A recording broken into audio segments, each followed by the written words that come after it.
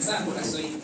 Sasa kumtumainia Mungu kupitia neno lake kunamaanisha nini? Number 1, kama uko na kitabu na kalamu, andika ni kuamini kwamba neno la Mungu ni kweli. Yeah. Wewe mwenyewe uamini kwamba neno la Mungu ni kweli. Kama hutaamini kwamba neno la Mungu ni kweli, utalitumainia aje? Bwana Yesu asifiwe. Unajua kwamba hili ni ukweli, sasa wacha nilitumainie. Hiyo ndio inamaanisha. Number 2, kutegemea ahadi zake.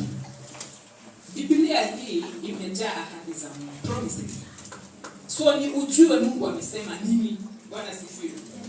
Mimi niko na kitu ninataka Mungu anifanyie, na kinahitaji fedha nyingi. So nimekuwa nikimwambia, wewe sema katika neno lako, dhahabu na fedha ni mali yako. Sasa unipe hizo dhahabu, nipe hiyo fedha, because I need fedha, I need dhahabu. Ninahitaji hizo vitu. So ninamwambia nahitaji fedha. Ama kama hutanipatia fedha na dhahabu, sasa hakikisha kile kitu ambacho nataka kufanya kimefanyika. Bwana Yesu asifiwe. Hiyo ndio kutegemea ahadi zake. Wakati unataka kitu kwa Mungu, simama na neno. Mwambie hivi ndio umesema, na kwa sababu yeye mwenyewe anasema anatazama neno lake ili alifanye nini? Alitimize. Amen. Mungu anatazama, yaani not pray. Yaani uombe Mungu. Atibule nimesema atitisha Mungu. Umtishi vipi? Lazima pia nawe ujue nini imeandikwa hapa. Ni nini iko katika ahadi za Mungu? This is your promise, Lord. Umesema Bwana tuitishe chochote kwa jina lako na utatufanyia. Amen. So ukishajua ahadi za Mungu, ukisimama katika ahadi ya Mungu, na yeye anasema kwamba analifuatilia neno lake ili alitimize. Hii miaka mimi nimefikisha mingi. Unaona hivi? Kuna miaka mingi.